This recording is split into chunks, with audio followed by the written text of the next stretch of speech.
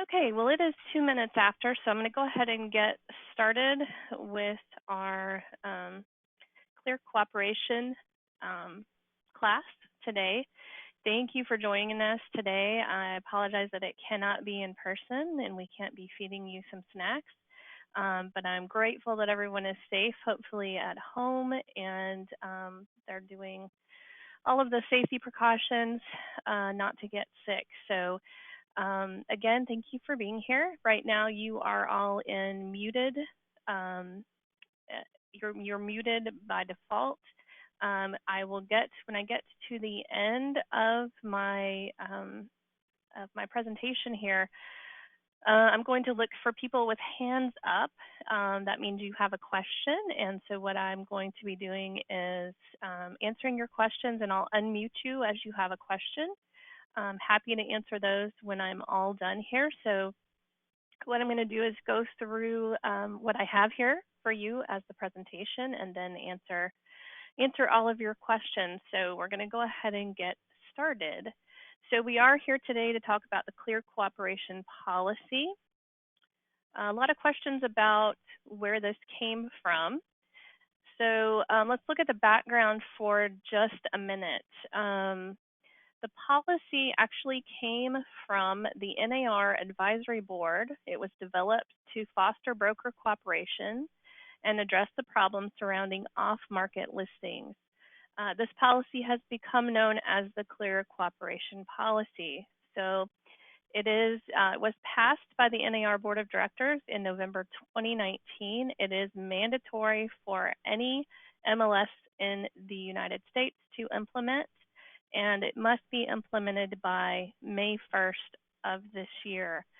So it is something that NAR has mandated for all local MLSs to adopt. So this is not a local rule.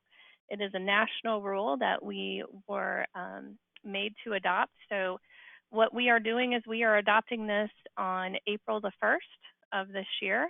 This is when this policy will go into effect. So that's a little bit of the background. A little bit of that also is this was really came to be because of the pocket listings that people are keeping private on private networks or privately trying to get both sides. Those are not ethical listings, and so this policy is to help relieve that issue a little bit. So this is what the Clear Cooperation Policy says. Within 1 business day of marketing a property to the public, the listing broker must submit the listing to the MLS for cooperation with other MLS participants. Public marketing includes, but it is not limited to, flyers displayed in windows, yard signs, digital marketing on public-facing websites, brokerage website displays, including IDX and VOWs, which are virtual office websites, digital communications marketing, so that means any email blasts that go beyond your brokerage, that would be considered public marketing, multi-brokerage listing sharing networks, which are really, in a sense, Facebook groups. That would be beyond your brokerage. Those would count as sharing networks as well. Those would all count as public marketing. Or any applications available to the general public. So that is the actual Clear Cooperation Policy. It has already been placed into the PAR MLS rules and regulations. Again, it was mandated for us to adopt this. It has already been placed in the MLS and will go into effect again on April the 1st of this year. So let's look at what rules we already have in place. Right now, as we sit now, agents have 5 business days to enter a listing into the MLS after all necessary signatures of the sellers have been obtained for listings that are located in Escambia or Santa Rosa counties. That has been a rule that's been into play really since I've been here. It's nothing new. It's something that was already into play. It stays in play with the Clear Cooperation coming in. You still have 5 business days to enter your listing once all of your signatures have been obtained for any listings that sit in Escambia or Santa Rosa County. The exception comes when the listing is marketed publicly. Then the agent has 1 business day to enter it into the PAR MLS. So as long as you are not marketing your listing publicly in any of the ways that we talked about, you still have 5 business days to enter that into the PAR MLS once all of your signatures have been obtained. So that still is in play. It will stay in play. Okay. So we are going to look at some other things. There is really one category that this applies to. So the Clear Cooperation Policy only applies to existing residential properties. That is really all that we are going to be checking for this Clear Cooperation Policy. So the policy does not apply to the following categories or property types. Residential new construction, it will not apply to any new construction residential properties. So those can be marketed before placing into the MLS. There's not going to be that 1-day time frame with new construction properties that are residential. Land will not apply. Rentals do not apply to the Clear Cooperation Policy. Multifamily does not apply to the Clear Cooperation Policy as well. Commercial sales does not apply. And commercial lease does not apply. Okay, so we are talking only about existing residential properties are going to be able to apply the Clear Cooperation Policy as far as marketing and putting them into the MLS. So all of these will not apply to the Clear Cooperation Policy.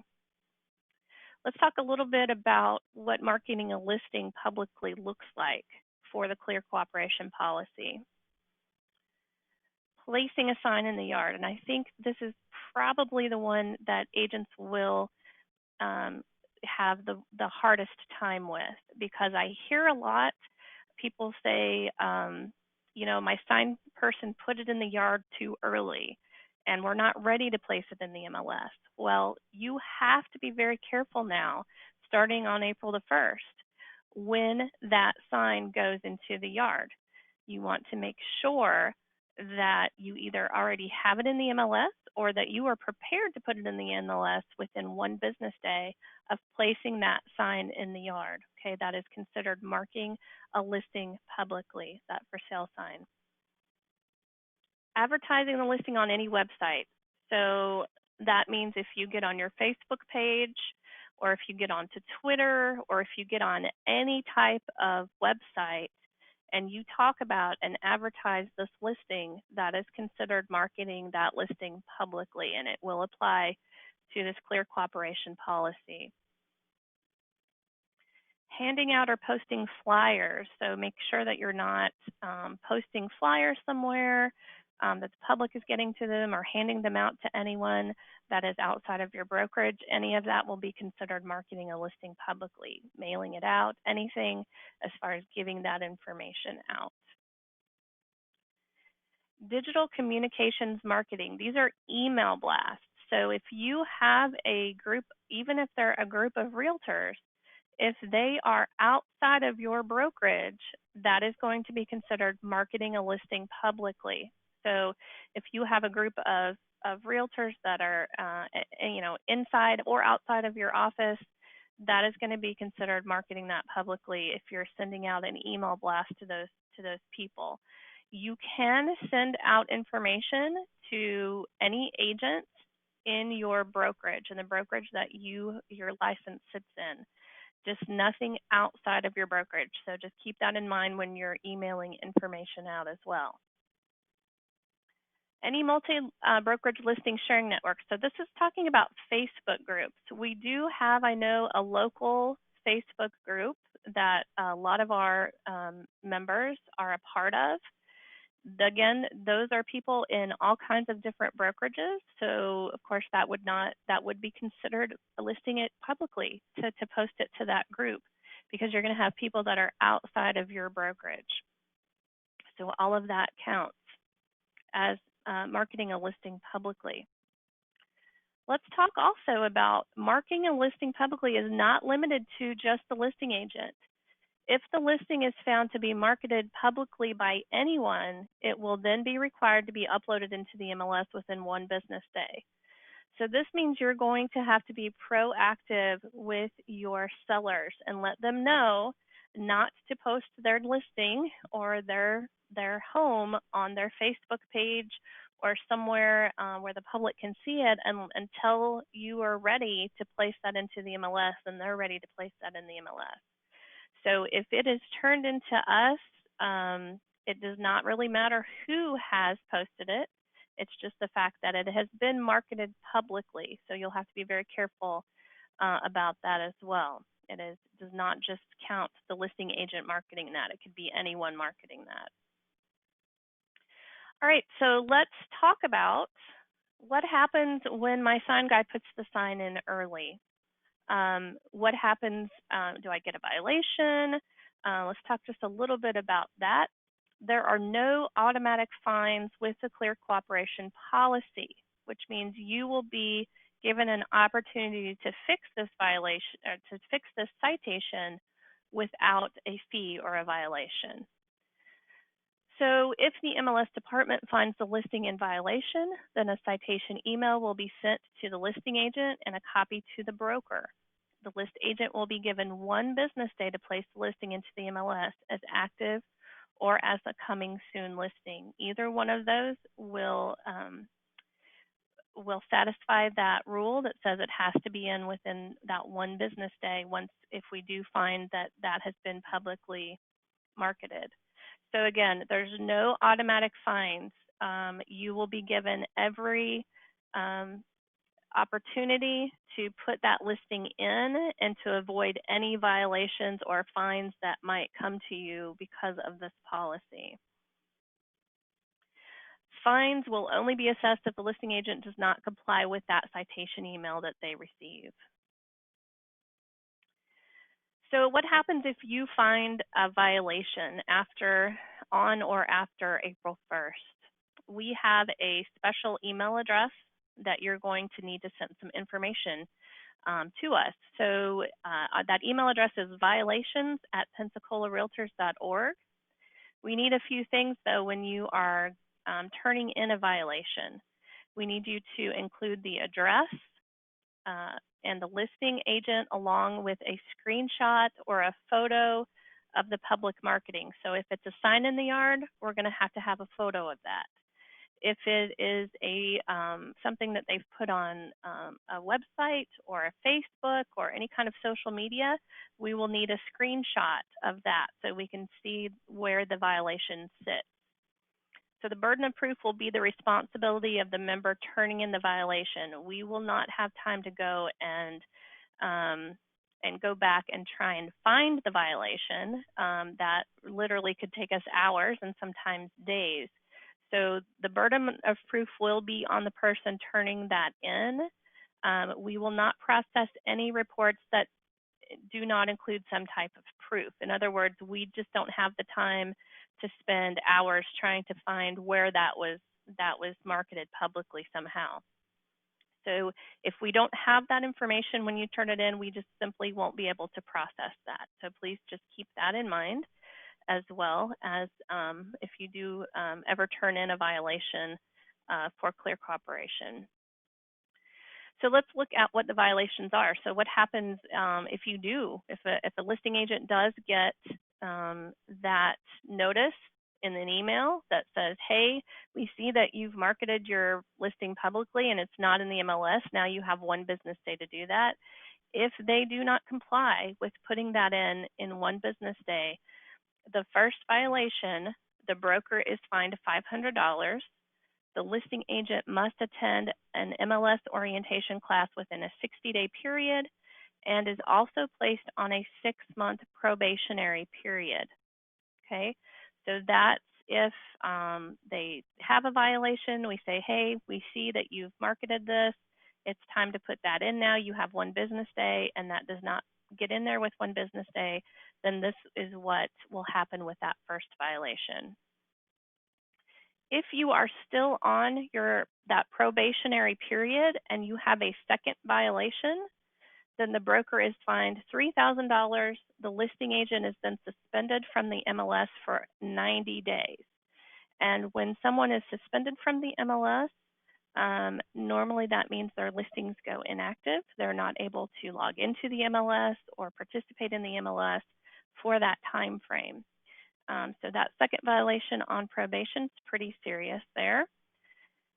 If they go through the probationary period and then down the road at some time have a second violation, the broker is fined $3,000 and the listing agent is suspended in the MLS from the MLS for 30 days. Okay, so that is a second violation. The third violation and anything thereafter, the broker is fined $10,000. The listing agent is suspended from the MLS for 6 months. Okay, so these are pretty hefty, pretty serious violations. So you want to make sure that you're doing everything to comply with this policy. This is also a lifetime thing. So in other words, if somebody gets a violation and they change brokerages, that violation still follows them. It does not at any time ever start again from from scratch. It's going to follow them the entire time. So I just don't want anybody to think, well, I'll just go switch my brokerage and I'll start fresh. It doesn't work that way. It is a lifetime violation period. So that first violation is going to be the first one, and anything after that will be the second and the third and so on. It doesn't ever start again from scratch. So that is the violations as they sit now. So let's talk a little bit about best practices for this policy. What are the best things for you to do to make sure that you're in cooperation with this or following this? Communication obviously is going to be key with this. Communicate with other agents. If you're a broker, let all the agents know about this cooperation policy that's coming in place. Make sure other agents know not to market your listings prematurely before you're ready to put those into the MLS. Of course, you're going to probably also want to notify any office assistants that you might have, anybody that helps you with your listings, making sure that they understand that they cannot promote that early on and what those consequences are if they do promote that early on. Your sign vendors. This one I think is probably going to be the hardest one. You are going to need to make sure that your sign vendors are aware that if they put a sign in early, that gives you consequences and your seller consequences as far as having to go into the MLS maybe before that they planned to be into the MLS. So just be careful, make sure that they understand that if they are putting them in there early, that there will be consequences to those. So that is something that you definitely need to communicate with, is with your sign vendors. Also communicate to your sellers. In just a minute here, I'm going to tell you a website to go to. We have created a handout that you can give to your sellers that explains clear cooperation. It's 2 pages. It's actually a 1 page, but both sides. So that's something that you can print out on 1 page. You can hand this to them when you're listing their home and explain to them that it's very important that they don't market their listing publicly until everything is ready to go and it's ready to be placed in the MLS and it's ready to be shown. Okay, so that is something that you need to communicate with your sellers as well. So this is the site that you want to go to. If it's a little easier for you to go to, just go to PARWiki. So it's PARWIKI.com. You can find it just from there. You can do the /clear cooperation if you want to go directly to the clear cooperation information there. You're going to find the policy itself. You're going to find definitions for the policy, some of the facts, some of the things that I've already gone over. That's going to tell you about the violations, how to report a violation. It's also going to have handouts for you. One of those things is that seller handout that I just talked about. It's going to be a document that you can give to your sellers. They don't have to sign it or anything. It's just some information that they will need to know about Clear Cooperation and how it works as far as marketing everything publicly. So this is a site that I encourage you to go to, parwiki.com. It's kind of something that is not complete yet. I am still working on it, but we knew we needed to release a place in order for you to go find out more about Clear Cooperation, get some documents. There's another document. There's actually, if you want the document that I'm showing you right now, my PowerPoint presentation, that is on the parwiki.com site. You can download that as a PDF, print that out, give it to your agents if you want to, give it to other people that might need to know a little bit about it. There are also several other things that you can go. There's also a couple videos that you can watch. One of them is from the National Association of Realtors that explains to you how and why all of this came about and how it works. So you are welcome to visit that parwiki.com and get to those different documents and those different things that will help you learn a little bit more about this. And if you notice, probably at the bottom of your webinar menu, you're going to have a handout in there. And in the handout, there is a document that's called the 5 things. This is a one-page document that is just the clearest way to explain what Clear Cooperation is. You're welcome to download this directly from this webinar. It's also, you'll find it also on parwiki.com under the Clear Cooperation information. It's something that's easily printable, something that you can explain to somebody very quickly that needs to know about that Clear Cooperation policy. So that does sit there as well. So we are at the point where I am happy to answer any questions that you might have. You're welcome to type them to me on the questions area, or if you raise your hand, I will unmute your mic and I will be able to get to you and let you ask the question over the webinar. So please, you are welcome to either raise your hand or type me out a question, and I will be happy to answer any questions that you might have now.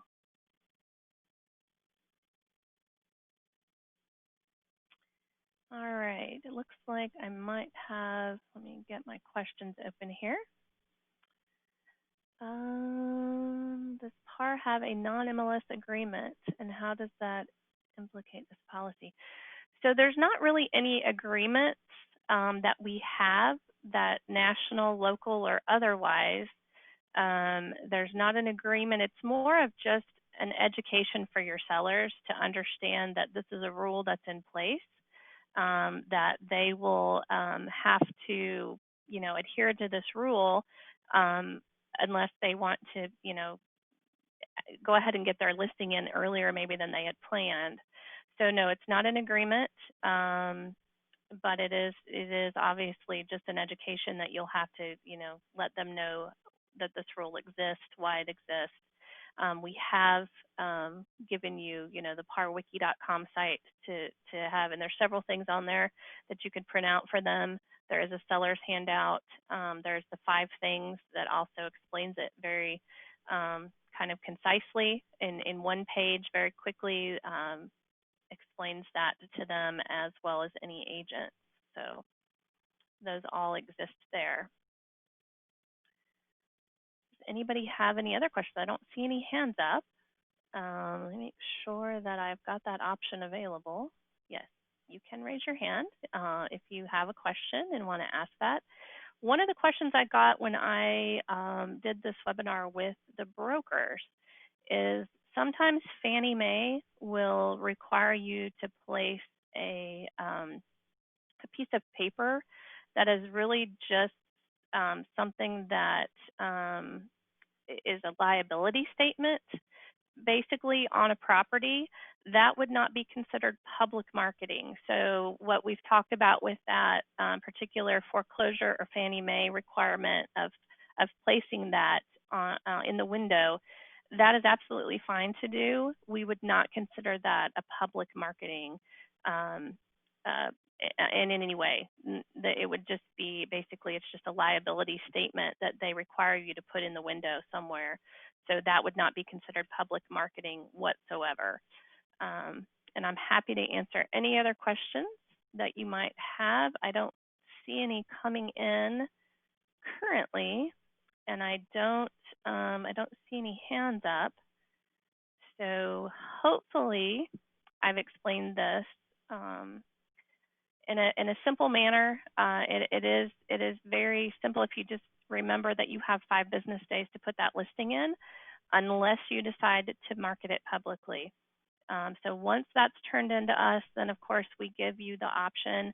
We actually give you 24 hours to put the listing in without getting fined. The fine will only come, and those violations will only come if that request is ignored and is not put in within that 24-hour period. And those are business days.